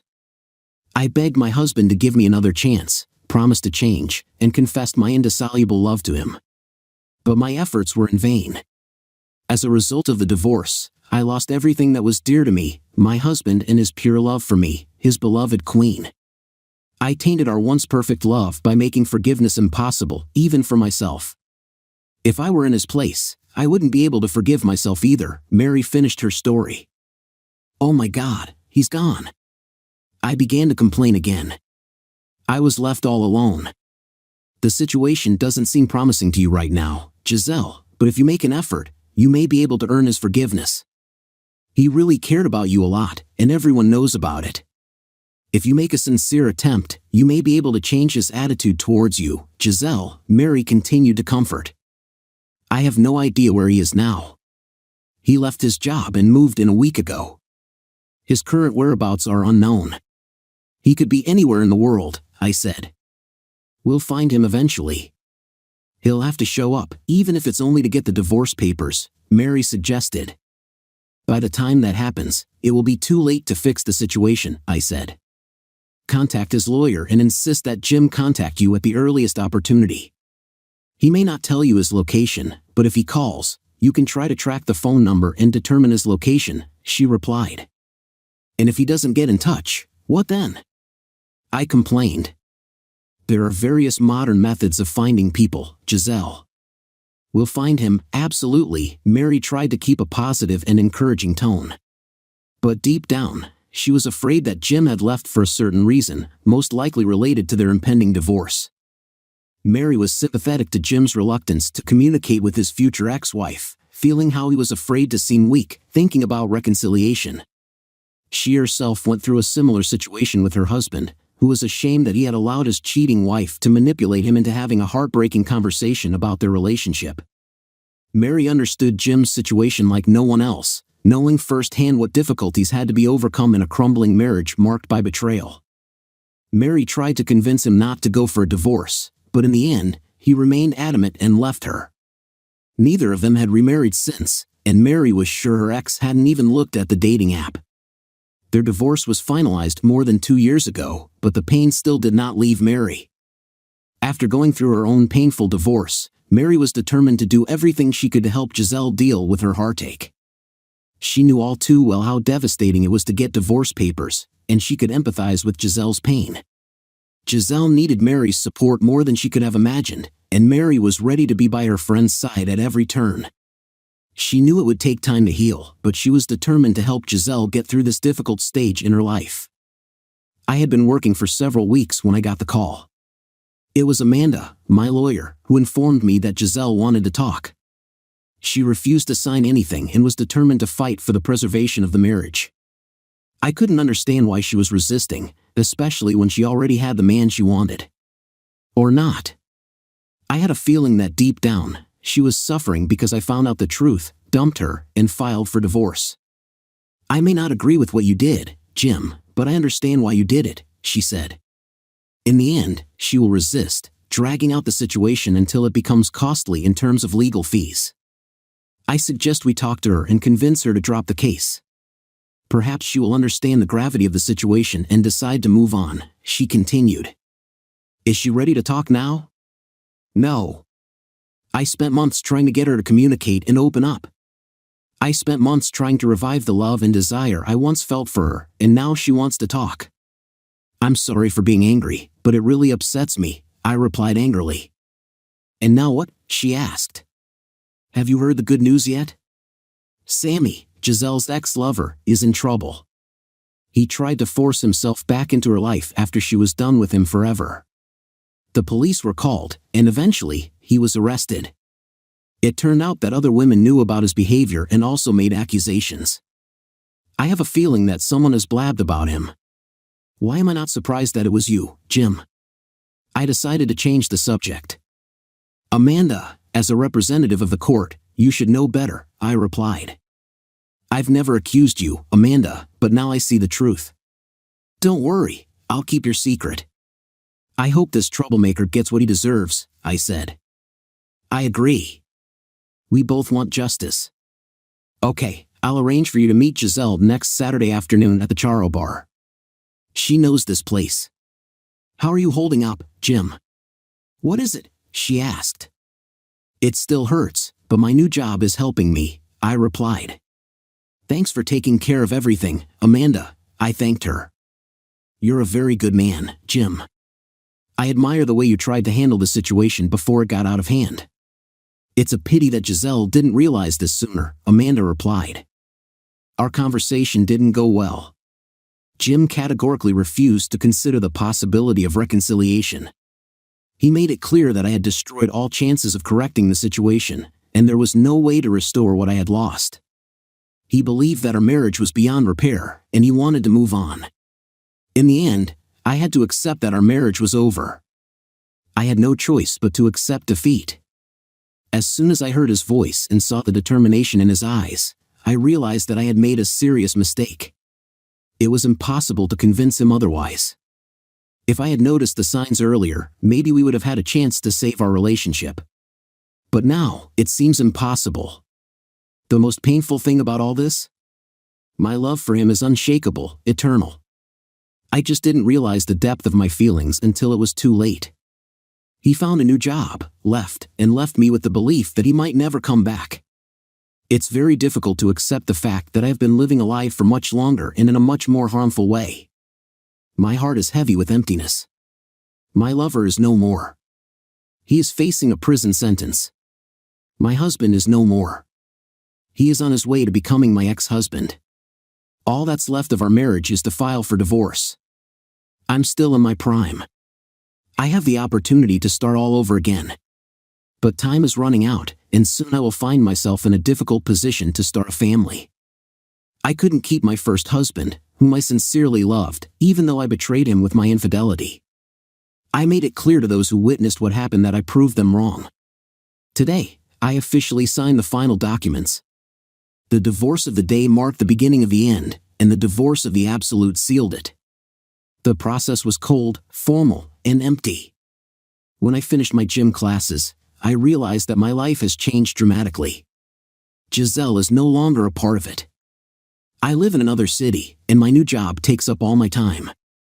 Despite the long, cold nights, I didn't have time to think about the recent past. Although everything seemed empty at first, now I'm starting to see the silver linings. My technology program exceeds my expectations, and our business is making great strides thanks to our joint efforts. I recently found a beautiful house that I moved into, and I hope that I will feel at home soon. In addition, promising prospects for female communication have appeared on the horizon. Although I am wary of new relationships, I go on dates from time to time. I hope that soon I will be able to step over the unpleasant situation that has been left behind, and I will be able to look for someone special again. I am sure that this person will not look like Giselle in appearance, behavior, or demeanor, and this suits me.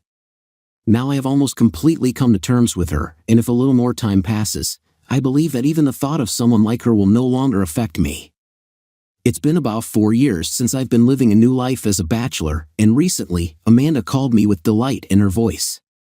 She told me that she took up the case of a man who was betrayed by his wife, and this wife turned out to be Giselle. Amanda said that this deceived man has grandiose plans to leave the cheating Giselle in distress, neither leaving her nor giving her $1 after the divorce. I thanked Amanda for the news, but said I wasn't interested in knowing what was going on with Giselle. After saying goodbye to Amanda, I realized that Giselle had embarked on the wrong path, and this would ruin her completely. Story 3. At Karen's request, I arrived at the Tumbleweed Hotel feeling a mixture of nervousness and anticipation. It was a quiet hour, and I knew that her intentions had nothing to do with simple entertainment. This place was of great importance to both of us because it was here that our paths first crossed 13 years ago.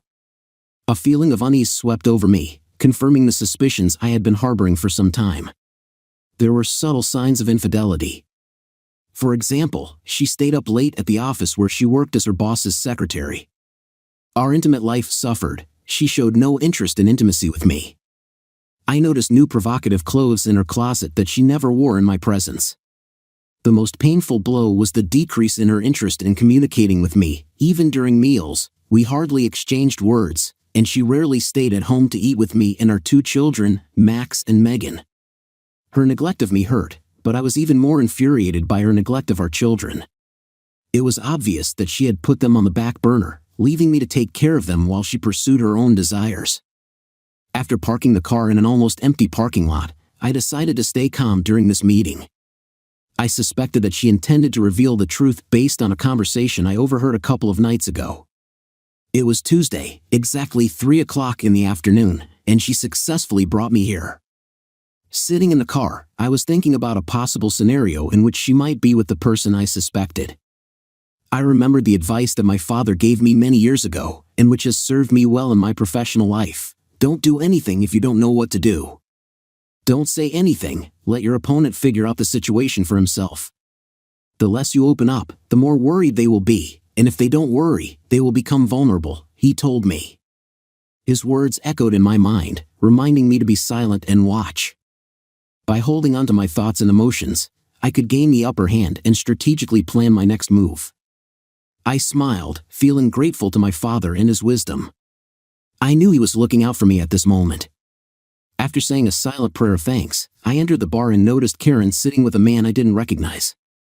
This was not surprising. My company, Steinbeck Incorporated, which I founded 10 years ago, took up all my time during the day, leaving me with few opportunities to communicate with people in her workplace. As an electrical engineer, my company specialized in designing electrical wiring and other electrical systems for construction companies that needed my services. I approached the two of them, and she, noticing my presence, turned to me. "Hi, Mark," she said, without using any affectionate expressions or giving me a peck on the cheek, a simple greeting. I said, emphasizing the words, "What's going on?" The man turned to face me. "Mr. Steinbeck, or do you prefer Mark? We brought you here today to inform you that your wife and I have been having an affair for some time," she said. She was tired of hiding and making excuses, so I convinced her to tell you the whole truth. As I expected, I was somewhat prepared for this, and the dictaphone in my jacket pocket gave me an advantage. I hoped I had it all written down. I was silent, not wanting to provoke my father's anger by saying something stupid. I looked at Karen, waiting for an answer from me, but I didn't say anything. Maybe she thought I was in shock or something and kept talking. "Mark, it was incredibly difficult for me to hide this from you. I don't want you to get hurt. I'm not going to leave you simply. Well, having an intimate relationship with Jason is something I can't give up. I hope you can understand. I can't hide it from you anymore. You deserve to know," she insisted. I wasn't sure if she fully realized how ridiculous her arguments sounded. At that moment, it became obvious to me that Karen, despite the fact that for obvious reasons she never graduated from college, was not as smart as I had previously thought. And as for the military genius she'd left me for, no further explanation was needed. I went to the end of the bar where the bartender pretended not to hear what he couldn't help but hear. I ordered a draft beer, and he brought it to me silently. Sipping it, I watched them look at me. There was confusion on both their faces. After finishing my beer, I left. I could feel their eyes on me when I left the place. It was nice. For the first time in months, I felt like I had an advantage. Maybe it was my imagination, but that's how I felt. I went straight home. The children were waiting for me. I greeted them with kisses, laughter, and the promise of a pleasant weekend. They were amused, and we went to eat ice cream while I shared my plans with them. I had arranged in advance that they would spend the weekend with Aunt Susan and Uncle Doug. My sister and brother-in-law adored Max and Megan because they couldn't conceive a child themselves. Therefore, Max and Megan became the most beloved people in the world for them. I knew that Stu and Doug were going camping for the weekend, and now the kids were going with them. This gave me the opportunity to do the necessary things. "Is everything okay, Mark?" asked Doug. Doug had an amazing ability to anticipate events. "To be honest, no," I replied. "I'm divorcing Karen. The children don't know yet." His answer took me by surprise. "What do you mean?" I asked. "I noticed a few things," he explained. "And Sue too. Last Christmas, Karen really paid attention to me. I refused her, and she tried to dismiss it as a joke, but it didn't fool me. Sue made me promise not to tell you. I'm sorry I didn't tell you sooner." "It's all right," I assured him. "I'm just grateful that you agreed to look after the children for a couple of days.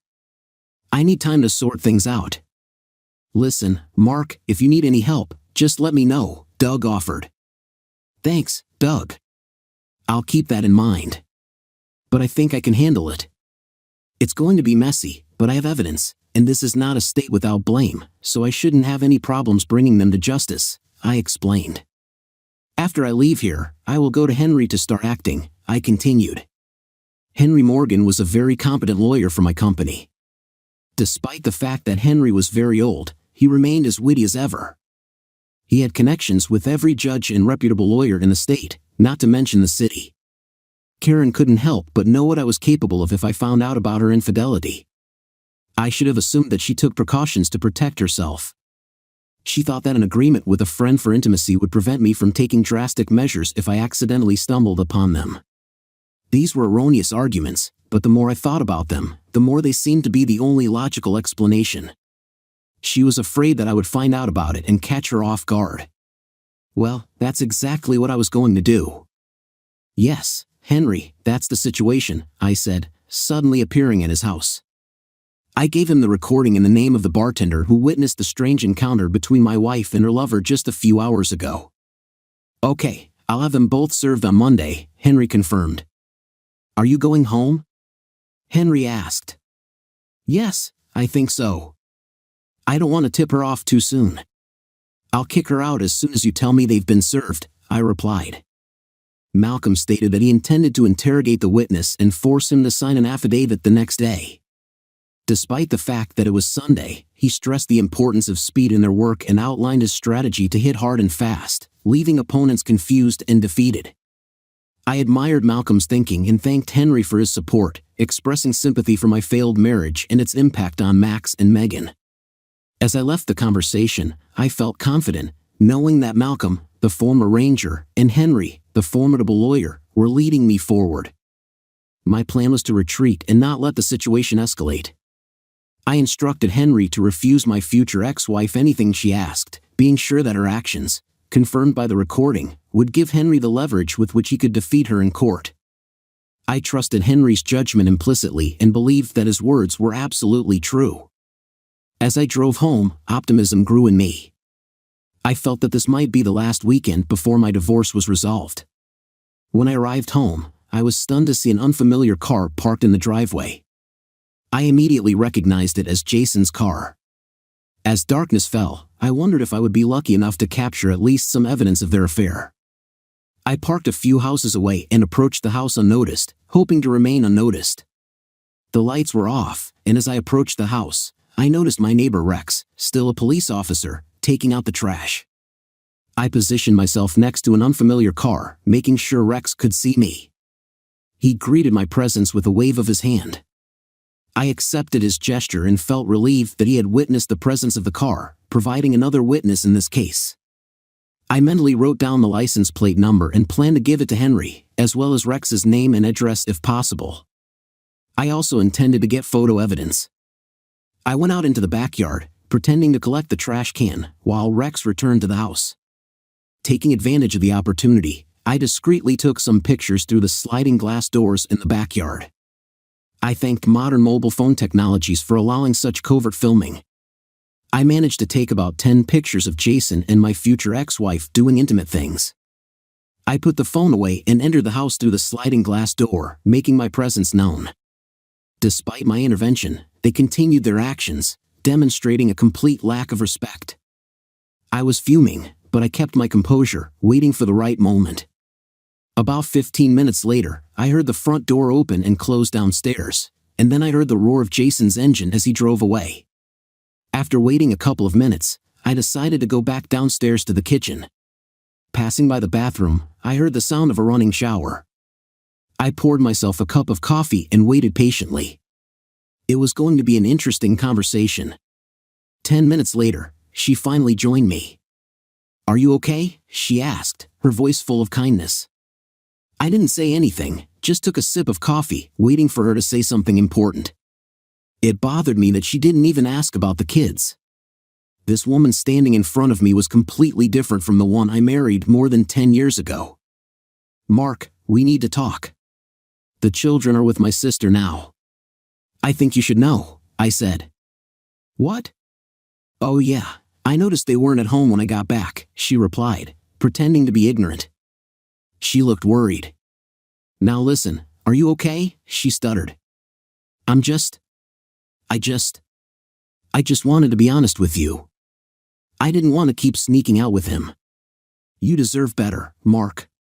Everything is purely physical with Jason, only intimacy. I won't deprive you of anything when we're together, and he knows about it and doesn't mind. He's a good man. Actually, it was his idea to stop hiding things from you." I couldn't resist, she confessed, her voice full of regret. So I can make love to my own wife, and Jason doesn't mind? Well, damn it, that's very generous of him, I replied sarcastically. Don't be sarcastic, Mark. Honesty is always the best policy, she said, as if breaking a wedding vow was an exception to this rule. I couldn't help but smile. Mark, for God's sake, say something, she demanded. What do you want me to say? If I told you to call him and get it over with, would you call? I asked, challenging her.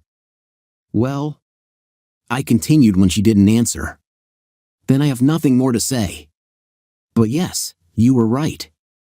I really deserve better, I said, hiding my laughter. Outwardly, I remained calm and balanced. You're not a cuckold or whatever, she said. You are my husband, a wonderful father, and I love you, she pleaded. Leave it alone, Karen. I'm leaving. Don't wait for me, I said, wanting to get rid of her presence. She was dead to me. Monday should have marked the end, and she would have become history.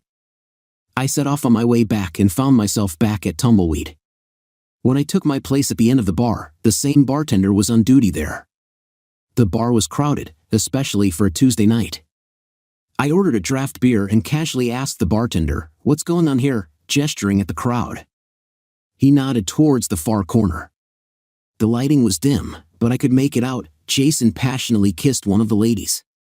So, the cheater was now cheating on another cheater.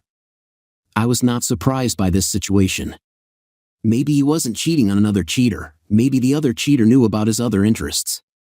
I overheard it today, and I can testify if necessary. Thank you. Maybe I will, I replied.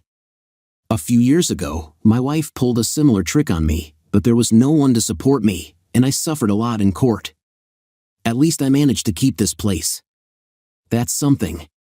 I think it would be nice if I didn't have to give half of my income to alimony. We talked for the next 4 hours in a row. I made a mental note to discuss with Henry the possibility of helping this guy get justice if he would help me expose Romeo and Juliet. Weaklings should stick together. Jason never noticed me at the bar, and I managed to take some good pictures of him and his partner. I would have used them as evidence if my wife really thought she was alone with him, but that will have to wait until the big event on Monday. I got home around 4 in the morning.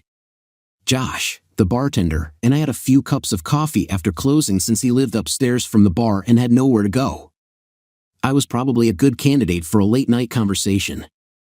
I liked the guy, and he was a great bartender, which was a big plus in my book.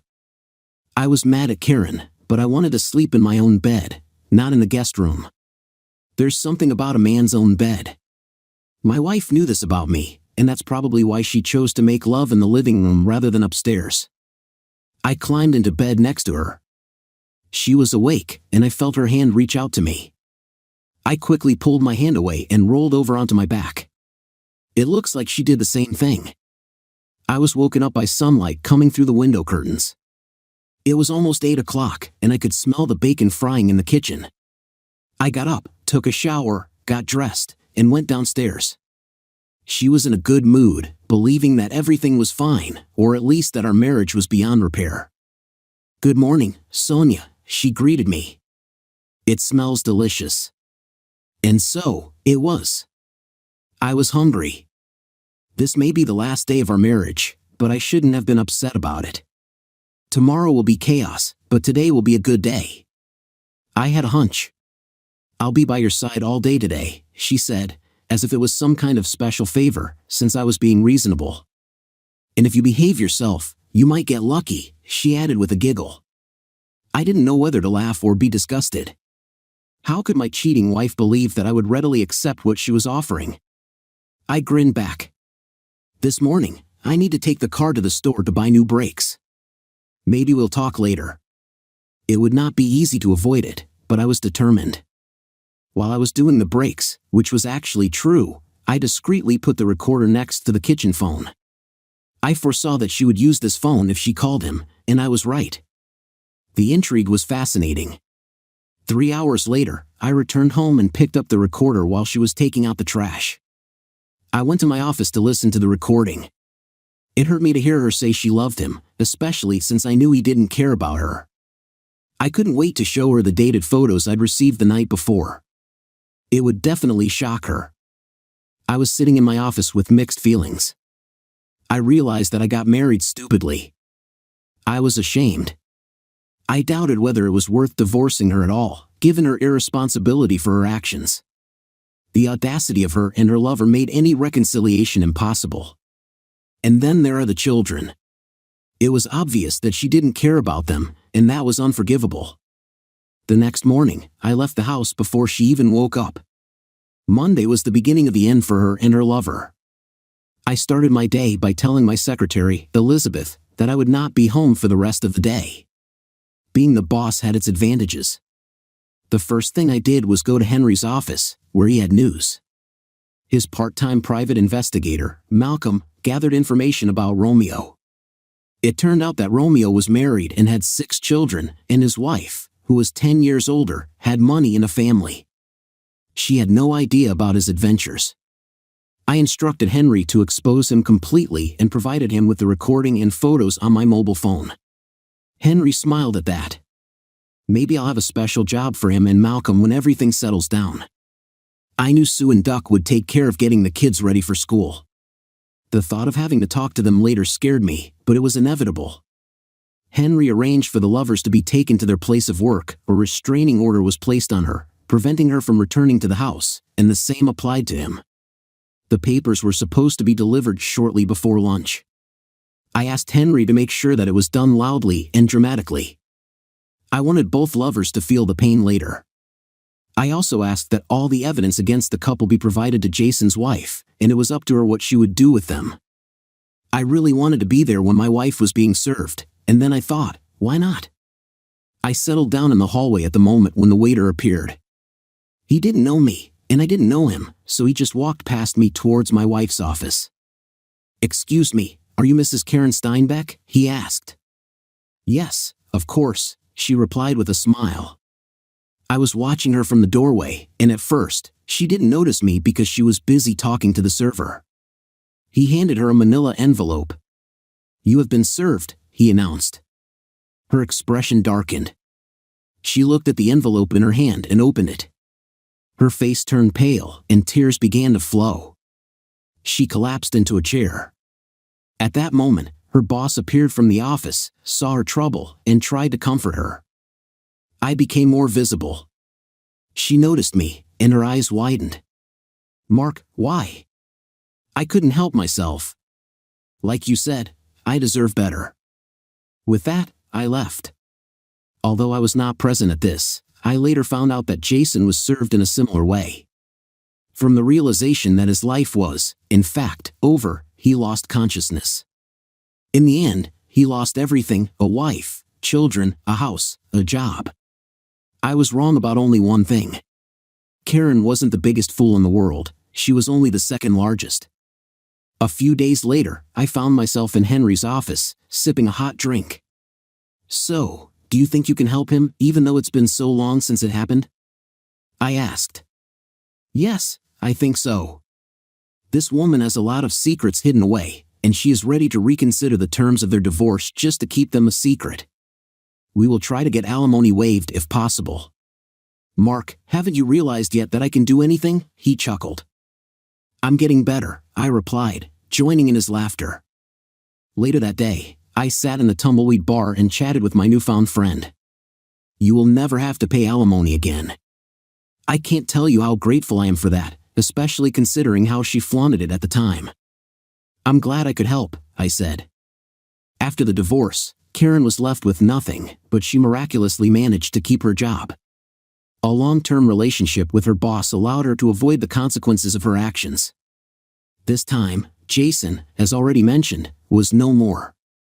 I met with Karen the day after the momentous event. I had something I wanted to give her. I knew that I might have to endure her pleas and pleas, but it was worth the risk. "Mark, is there really no way out? I mean, what about the kids?" I foresaw that she would play this card, and I refused her. "You haven't shown any interest in the children for months, Karen. Your new boyfriend has absorbed all your attention. Mark, he's a good man. He looks so much like you, that's why I fell in love with him at first sight. He loves me too. That's why we tried so hard to make you understand. We did this for you, so that you would open up and be honest. And now you've decided to ruin us all of us, even the children. How could you?" The tears started to flow again. She really pissed me off this time. She blamed me for everything. God, I was furious. "Mark, it's not too late. We still have a chance, if that's what you want. I can make Jason understand that you have needs too. You will always be my number one. You are the father of our children. How can you be someone else? Jason is a stranger. He is not a part of us. I promise I'll make you happy if you just give me a chance." I was almost speechless. I couldn't even find the words to express my anger. It was stupid, idiotic, and pointless. She needed help, but someone else had to provide it. She was no longer a part of my life. "Karen, I came here today for 2 reasons. First of all, I will allow you an unlimited number of visits with the children, but under no circumstances with a lover. I will also give you some money so that you can find a new place to live. But after that, you will be on your own. The condition of my generosity is that you will not dispute the divorce in any case. If you do, I will resist with all my might. And, Karen, you have no idea what I'm capable of. Have you guessed it yet?" She stared at me. It was obvious that she was desperately hoping that I would take her back and not object to her continuing her relationship with this idiot. As I said, she needed help. Secondly, this is it. I pushed the folder towards her. "Please check the dates at the bottom of the photos," I asked. These were the photos of Jason and his mistress that I took last Saturday night. She pulled them out and stared at them. "But they are from last Saturday night. You are not his true love. I've never been one. He's a gambler. Have a happy life," I said. I got up, left a $20 bill on the table for the waitress, and left. When I left the building, she stayed, shedding tears of despair.